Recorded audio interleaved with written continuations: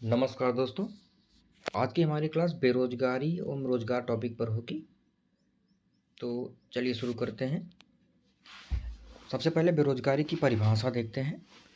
बेरोजगारी ऐसी स्थिति होती है जहां पर सक्रिय रूप से रोजगार की इच्छा रखने वाला व्यक्ति नौकरी प्राप्त करने में असमर्थ रहता है। यानी कि व्यक्ति जो होता है वो रोजगार पाने की इच्छा रखता है और न्यूनतम मजदूरी पर भी कार्य करने को तैयार है, लेकिन नौकरियों के अवसर उपलब्ध नहीं हैं, नौकरियां नहीं हैं, ये बेरोजगारी कहलाती है। तो सामान्य अर्थों में ये रोजगार के पर्याप्त अवसर नहीं हैं और वो व्यक्ति न्यूनतम मजदूरी पर भी कार्य करने को तैयार है, फिर भी रोजगार नहीं मिल रहा है, तो ये बेरोजगारी की स्थिति होती है। इसके अलावा हम एक अच्छी परिभाषा एनएसओ के द्वारा दे सकते हैं, नेशनल स्टैटिस्टिकल ऑफिस के द्वारा दे सकते हैं। एनएसओ इसको तीन मुख्य आयामों पर डिफाइन करता है। सबसे पहला आयाम है नियोजित, दूसरा आयाम है बेरोजगार, तीसरा कार्य करने की तलाश ना करना।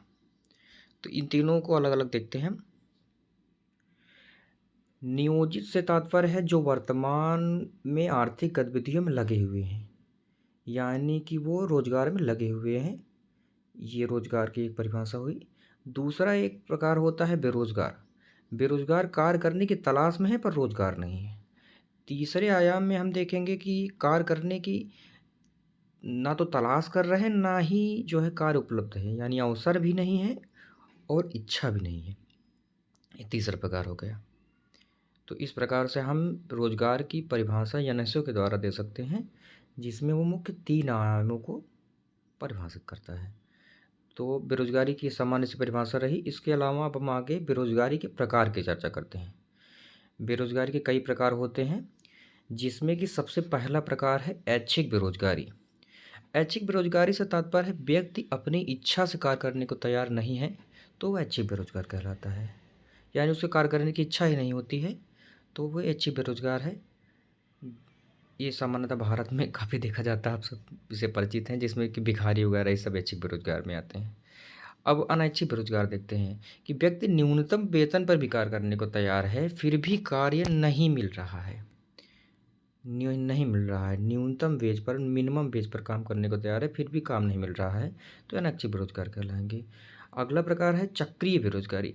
चक्रीय बेरोजगारी सामान्यतः पूंजीवादी अर्थव्यवस्थाओं में देखी जाती है। पूंजीवादी अर्थव्यवस्थाओं में निरंतर व्यापार चक्रों में उतार चढ़ाव होता रहता है। व्यापार चक्र यानी व्यापार में एक अवस्था होती है जिसमें कि कभी जो है देश की अर्थव्यवस्था या व्यापार तेजी की अवस्था में जाती है, तो कभी जो है ये मंदी की अवस्था में जाती है, तो फिर पुनरुद्धार होता है, एक चक्र चलता रहता है। ये सामान्यतः पूंजीवादी अर्थव्यवस्था में देखी जाती है चक्रीय बेरोजगारी। तो आगे अगला है प्रच्छन्न बेरोजगारी। प्रच्छन्न से आप सब परिचित परिचित होंगे। प्रच्छन्न मतलब होता है कि छिपी हुई, छिपी हुई जो मतलब परिलक्षित नहीं होती है, लेकिन वो बेरोजगारी होती है। जैसे कि इस तरह की आप बेरोजगारी खेती में देखेंगे कि जैसे मान लीजिए एक धान का खेत है और धान की रोपाई में मात्र 10 लोगों की आवश्यकता है, लेकिन रोपाई में 15 लोग लगे हुए हैं, तो ये जो 5 अधिक हो रहे हैं, यही सीमांत ये जो है क्या कहते हैं, प्रच्छन्न बेरोजगार कहलाएंगे। ये सामान्यतः घरों में ज़्यादा सदस्य होते हैं और इस तरह से उसमें लगे रहते हैं। ये प्रच्छन्न बेरोजगारी कृषि क्षेत्रों में ज़्यादा देखी जाती है। तो इसमें क्या होता है, सीमांत उत्पादकता नकारात्मक होती है। यानी जो सीमांत उत्पादकता है, जो अंतिम एक व्यक्ति से प्राप्त होने वाली उत्पादकता है, वो नकारात्मक होती है। अंतिम इकाई से, एक व्यक्ति नहीं, सॉरी, अंतिम इकाई से प्राप्त होने वाली उत्पादकता जो होती है वो नकारात्मकता की तरफ होती है। ये आपका प्रच्छन्न बेरोजगार कहते हैं। सामान्य सा आप समझ लिए, किसी कार्य में आवश्यकता से अधिक लगे हुए जो व्यक्ति होते हैं वो प्रच्छन्न बेरोजगार कहलाते हैं। ये सामान्य सी परिभाषा हो गई। अगला देखते हैं संरचनात्मक बेरोजगार। संरचनात्मक बेरोजगार आप देखेंगे ये भारत में ज़्यादातर दिखती है। तो भारत में अगर कोई पूछेगा किस प्रकार की बेरोजगारी है, तो अमूमन इसमें मैक्सिमम जो है स्ट्रक्चरल अनएम्प्लॉयमेंट ही देखी जाती है। तो इसके बारे में समझते हैं। इसमें औद्योगिक विकास ना होना और लोगों की कुशलता में कमी, ये 2 चीज़ें देखी जाती है संरचनात्मक बेरोजगार में।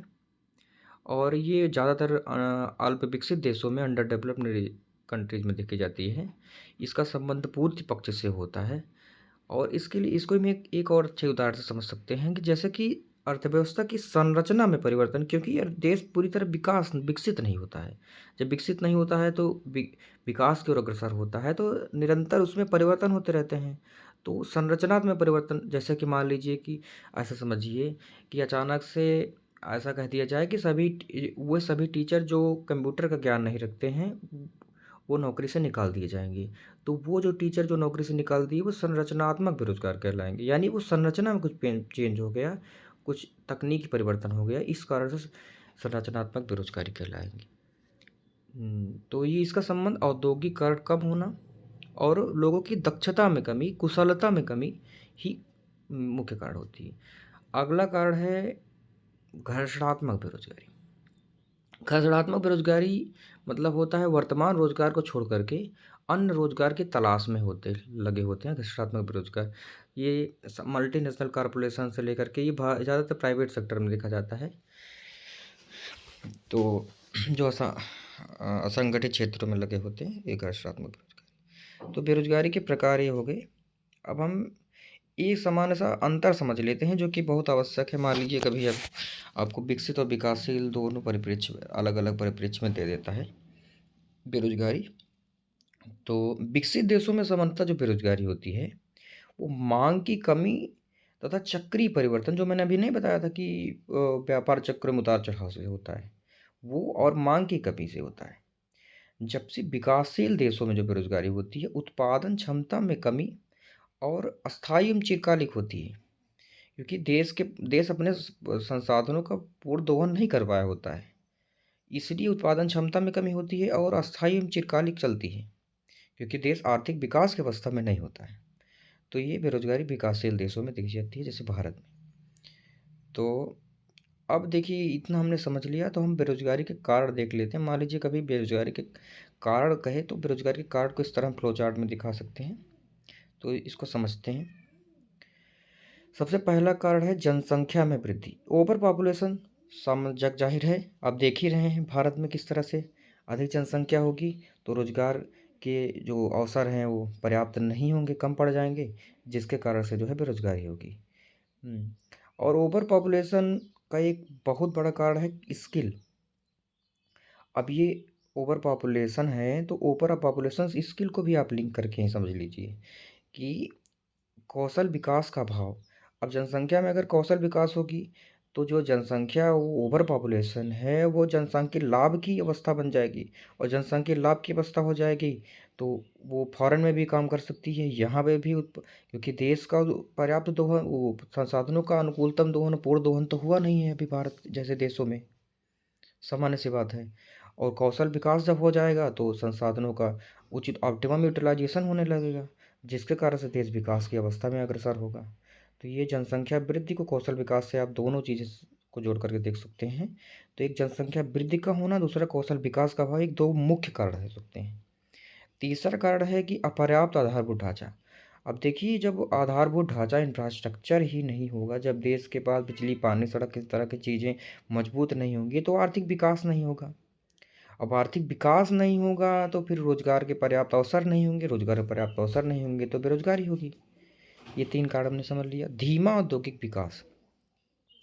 धीमा औद्योगिक विकास भी बेरोजगारी का एक बहुत बड़ा कारण है कि जब अर्थव्यवस्था की औद्योगिक गतिविधियाँ काफ़ी मंद होंगी तो रोजगार के पर्याप्त अवसर नहीं होंगे, और जब रोजगार के अवसर नहीं होंगे लोगों की इनकम कम होगी, लोगों की इनकम कम होगी, लोग बेरोजगार कहलाएंगे, गरीबी होगी। इस तरीके से वो गरीबी या बेरोजगारी को, वो गरीबी बेरोजगारी दोनों का संबंध होता है। बेरोजगारी गरीबी के कारण है, गरीबी बेरोजगारी के कारण है। इस तरह से ये जो है प्रभाव डालेगा। इसको हमको डिफाइन भी करना हो तो हम इसमें जोड़ करके व्याख्यायित कर सकते हैं। अब इसका अगला कारण है कृषि पर निर्भरता। देखिए भारत एक विकासशील देश है तो इसमें कृषि पर निर्भरता ज़्यादा पाई जाती है, क्योंकि अन्य अन्य चीज़ों जैसे औद्योगिक गतिविधियों इन सब का विकास कम हुआ रहता है तो ज़्यादातर लोग कृषि पर ही निर्भर हैं। लेकिन कृषि प्राथमिक सेक्टर है और इस पे अधिक निर्भरता है, इस पे कच्चा माल होता है, इस पे ज़्यादा आय नहीं प्राप्त होती इससे, तो ये भी एक बड़ा कारण है। इसमें प्रचंड बेरोजगारी के बारे में हमने जो चर्चा की थी तो ये कृषि पर निर्भरता में आ सकता है। इसके अलावा कृषि में विविधता का भी अभाव है, क्योंकि हरित क्रांति के बाद हमारे जो केवल कुछ ही फसलों को बढ़ावा दिया गया, जैसे चावल, गेहूँ, अन्य फसलों को, बागवानी फसलों, इन सब पे ध्यान नहीं दिया गया। तो कृषि में विविधता का भी पर्याप्त अभाव नहीं है। वो विविधता भी पर्याप्त नहीं है कृषि में। तो इस वजह से जो भी एक बेरोजगारी का कारण हो रही है। इसके अलावा अगला कारण है आर्थिक असमानताएँ। आर्थिक असमानताएँ होंगी क्योंकि जो इनकम का अधिक हिस्सा है, औद्योगिकरण तो देखिए बढ़ रहा है, लेकिन औद्योगिकरण के हिस्से के साथ आर्थिक असमानताएँ भी जन्म लेंगी, क्योंकि पूंजीवादी अर्थव्यवस्था की ओर भारत अग्रसर है। अब जब पूंजीवादी को अग्रसर है तो वो ये पूंजी एक तरफ ट्रांसफ़र होगी, पूंजीपतियों के पास जाएगी, और उसके बाद आर्थिक असमानताएँ आएँगी और बेरोजगारी बढ़ेगी। इस प्रकार से हो सकता है। अगला है अपर्याप्त शिक्षा प्रणाली। अब ये बहुत बड़ा महत्वपूर्ण कारण हो सकता है, अपर्याप्त शिक्षा प्रणाली। अपर्याप्त मानी जो शिक्षा प्रणाली है, ये औद्योगिक प्रशिक्षण का अभाव है। ये औद्योगिक शिक्षा का बहुत बड़ा अभाव है। इसमें उद्योगों के अनुकूल कोई शिक्षा नहीं है, ट्रेनिंग का एकदम से अभाव है, बिल्कुल व्यवहारिक है ही नहीं।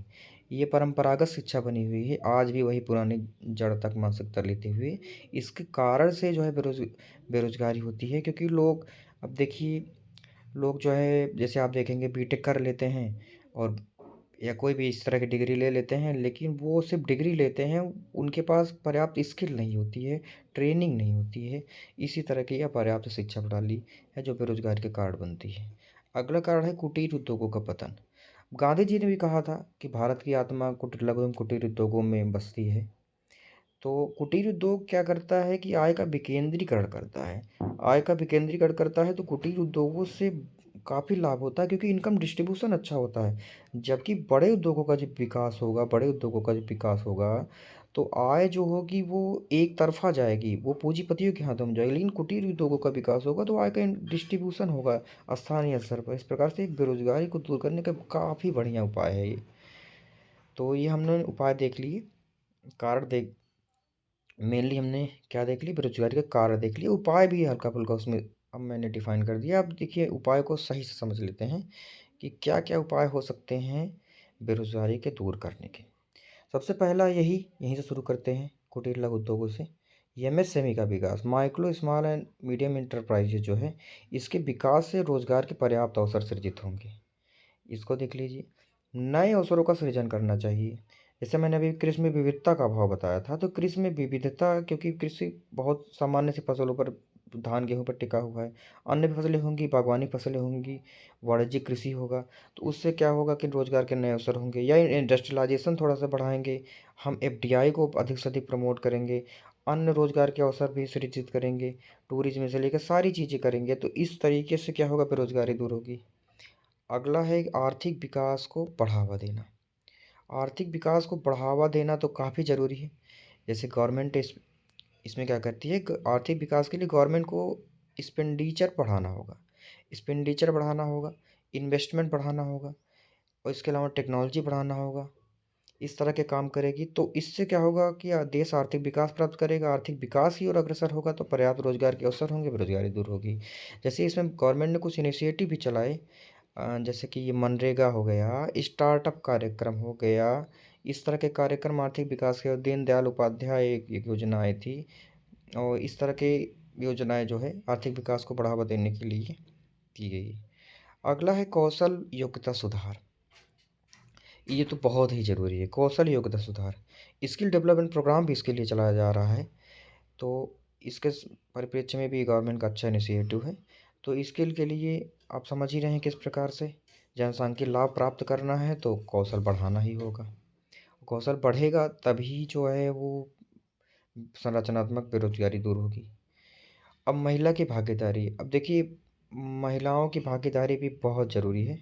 महिलाओं की भागीदारी होगी तो क्या होगा, महिलाएं कहते हैं ना घर का आधार होती है, तो फिर क्या होगा कि धीरे धीरे जो है बेरोजगारी दूर होगी, और उनको अधिक से अधिक शिक्षा देना पड़ेगा, उनको रोज़गार में शामिल करना पड़ेगा, रोज़गार में भेदभाव से उसको छुटकारा देना पड़ेगा। इस तरह की चीज़ों से हो जाएगा। इसके लिए हम देखते हैं एक महिला वित्तीय समावेशन जो है, जो सेल्फ हेल्प ग्रुप का कॉन्सेप्ट है, माइक्रो फाइनेंस से जो आया था 1992 में, वो काफ़ी कारगर साबित हो रहा है। तो ये भी एक अच्छा इनिशिएटिव है कि महिलाओं की भागीदारी बढ़ाने के लिए काफ़ी कारगर होगा, और इससे क्या होगा कि आय जनरेट होगी और बेरोजगारी दूर होगी। अब एक हमने उपाय देख लिए, अब हम देखते हैं, ये कभी-कभी पूछता है जॉबलेस ग्रोथ के बारे में, ये रोज़गार विहीन समृद्धि के बारे में पूछता है। तो रोज़गार विहीन समृद्धि ऐसी स्थिति होती है जिसमें रोज़गार के तो उत्पादन का स्तर तो बढ़ रहा होता है, लेकिन रोज़गार का स्तर जो होता है उस अनुपात में नहीं बढ़ रहा होता है। ये जो होती है एक प्रकार की जॉबलेस ग्रोथ होती है। ठीक। तो देखिए उसमें क्या होता है, इस तरह की चीज़ें जब होती हैं कि रोज़गार उत्पादन का स्तर बढ़ रहा है, रोज़गार उस अनुपात में नहीं बढ़ रहा है, तो आर्थिक ये आय आय असमानता को जन्म देती है, और आय असमानता ही गरीबी और बेरोज़गारी को बढ़ाती है, और पुनः गरीबी बेरोज़गारी एक दूसरे से मिल कर के एक दूसरे को बढ़ाते रहते हैं। इस तरह से है। तो देखिए इससे सामान्य सी बात है, इसमें हम ये बता सकते हैं कि जो रोज़गार विहीन समृद्धि है, वो आय असमानता और गरीबी इन सब चीज़ों को जन्म देती है।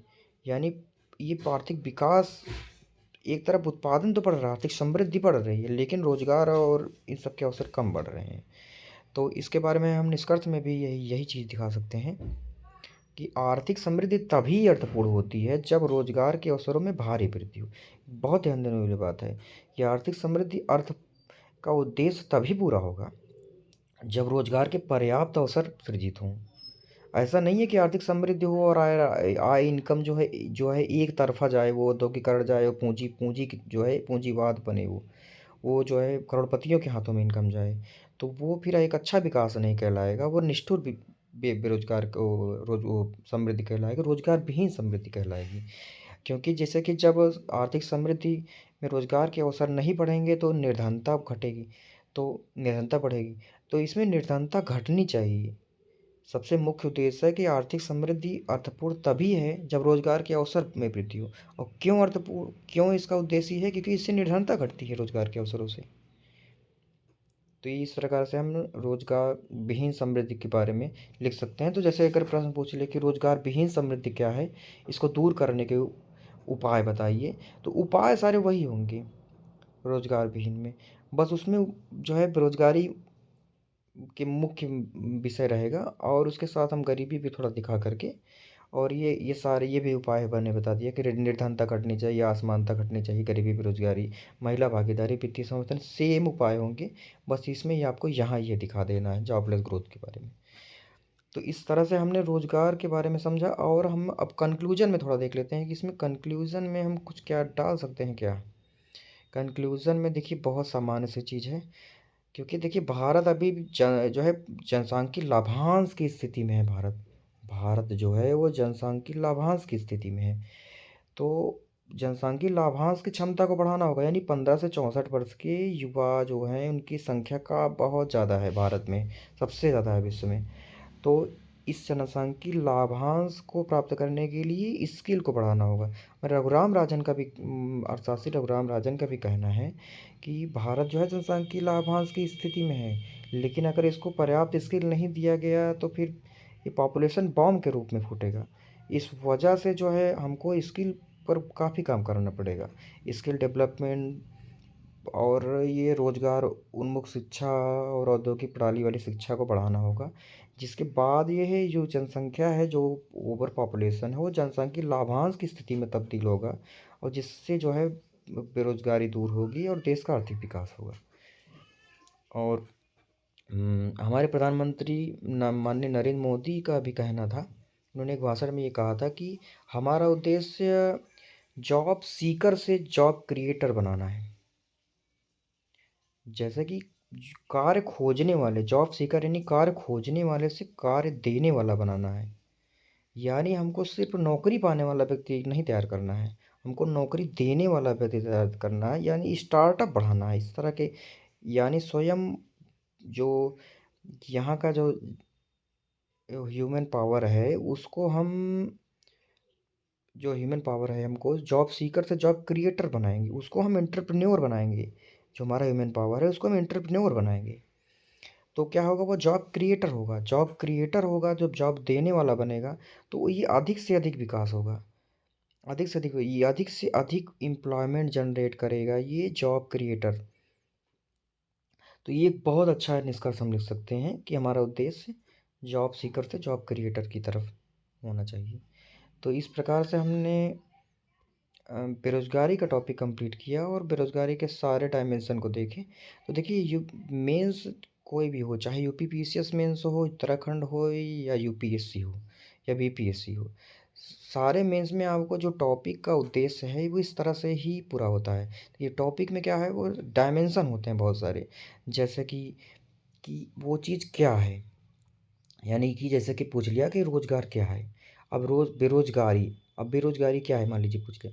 बेरोज़गारी के कारण पूछ लेगा, फिर कारण के बाद फिर पूछ लेगा उसकी विशेषताएं पूछ लेगा कभी, फिर उसकी चुनौतियां पूछ लेगा, चुनौतियों के बाद समाधान पूछ लेगा, समाधान के बाद समाधान पूछ लेगा या उपाय पूछ लेगा, या उससे उसके उसके उस प्रकार से उसमें और भी जो डायमेंशन बनते हैं जैसे रोजगार, समृद्धि, ये सब चीज़ें पूछ लेगा।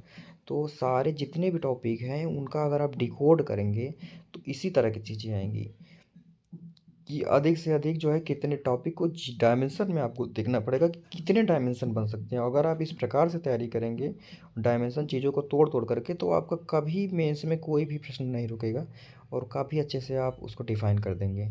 तो सेम इसी पैटर्न में आपको नोट्स बनानी है। अगर आपको नोट्स बनाना है मेंस के लिए, तो आपको मेंस के एक टॉपिक को पकड़ना है और उस टॉपिक को जो है उसके डायमेंशन को तोड़ना है और इसी प्रकार से सिर्फ एक एक लाइन में जो है डिफाइन करना है, एक एक लाइन, इससे ज़्यादा नहीं होना चाहिए। बहुत ज़्यादा आप लंबा लिख देंगे तो आप रिवीजन नहीं कर पाएंगे लास्ट टाइम। तो इसी तरीके से आपको बनाना है। आगे भी आपकी ये क्लास चलती रहेगी। हमारे जो है कई टॉपिक कंप्लीट हो चुके हैं, जिसमें रोजगार एक बहुत ही महत्वपूर्ण टॉपिक है। इससे हर साल एक दो क्वेश्चन आ ही जाते हैं। जीएस पेपर थर्ड में भी इम्पोर्टेंट रहेगा काफ़ी। जीएस पेपर थर्ड का ही हिस्सा है। इसके साथ साथ ये समाज जो है जीएस वन जो है, इसके साथ साथ जो है जीएस वन के सोसाइटी टॉपिक में भी रोजगार इम्पोर्टेंट होगा आपका। इसके साथ साथ ये जीएस, अब देखिए किस प्रकार से मैं लिंक करता हूँ चीज़ों को। देखिए जीएस वन के सोसाइटी टॉपिक में भी रोजगार आ जाएगा। जीएस थ्री में तो हमने अभी देखा ही। अब जीएस जो है जीएस टू में जब जाएंगे हम, जीएस टू में, तो जीएस टू में हम ये जब सामाजिक न्याय का टॉपिक पढ़ेंगे, तो सामाजिक न्याय भी टॉपिक में भी रोजगार आएगा। आप इथिक्स के टॉपिक जीएस फोर में भी रोजगार आएगा, क्योंकि ये रोजगार एक प्रकार का सामाजिक न्याय ही है, और सामाजिक न्याय ही है, मोरलिटी ही है, एथिक्स ही है। तो क्या है, रोजगार अगर नहीं होगा तो फिर देश क्या हुआ, सामाजिक न्याय की अवस्था में नहीं होगा। तो रोजगार जो है देना, देश में बेरोजगारी दूर करना, देश को जो है समुचित विकास की ओर ले जाएगा। और देखिए समुचित विकास का तात्पर्य ये नहीं है कि सिर्फ और सिर्फ जो है देश समृद्धि की ओर प्राप्त हो जाए। विकास का तात्पर्य है कि देश हर तरीके से विकास करे, सामाजिक, आर्थिक, राजनीतिक। सामाजिक न्याय को ध्यान में रख करके सारी चीज़ें करनी होगी। सामाजिक न्याय जब जब वो उपलब्ध होगा तभी जो है विकास अर्थपूर्ण होगा। तो इसी प्रकार से हमको इंटरलिंक करके पढ़ना चाहिए। हाँ, बस इतना ज़रूर है कि जैसे हम इकोनॉमिक्स पढ़ रहे हैं, तो इकोनॉमिक्स में सोसाइटी रिलेटेड चीज़ें या एथिक्स रिलेटेड चीज़ें नहीं डालेंगे। ज़्यादातर टेक्निकल शब्दावली होंगी, वो इकोनॉमिक रिलेटेड ही होंगी। लेकिन इतना तो है ही कि हम उस चीज़ को लिंक कर सकते हैं। और कभी आवश्यकता पड़ने पर मान लीजिए कि अगर रोजगार संबंधित कोई टॉपिक सोसाइटी में आ जाता है, मान लीजिए महिला रोजगार से आता है, लेकिन आपने रोजगार के आप डायमेंशन आप जानते हैं, जैसे मैंने अभी देखिए महिलाओं के ऊपर बताया, महिलाओं के ऊपर वित्तीय समावेशन के ऊपर बताया, सेल्फ हेल्प ग्रुप के बारे में बताया किस प्रकार से ज़रूरी है। तो इस प्रकार से अगर मान लीजिए पूछ लिया कि महिला रोजगार की स्थिति क्या है, समाजशास्त्र, सामाजिक उसमें पूछ लिया, सामाजिक न्याय पूछ लिया, समाजशास्त्र में पूछ लिया, तो आप वहाँ से कम इसको जानते रहेंगे, दो लाइनें तो वहाँ पे तो लिख सकेंगे। तो यही है कि हमको जो है इंटरलिंक करके पढ़ना चाहिए। तो इसी प्रकार से जो है हम देखते रहेंगे आगे के भी टॉपिक और समझते रहेंगे मेंस आंसर राइटिंग को। तो आप ज़रूर कमेंट में बताइएगा कि आपको क्लास कैसे लगी, और अधिक से अधिक लाइक एवं सब्सक्राइब करें ताकि मेरा भी मोटिवेशन बना रहे और मैं आ, आगे की क्लास लेता रहूं।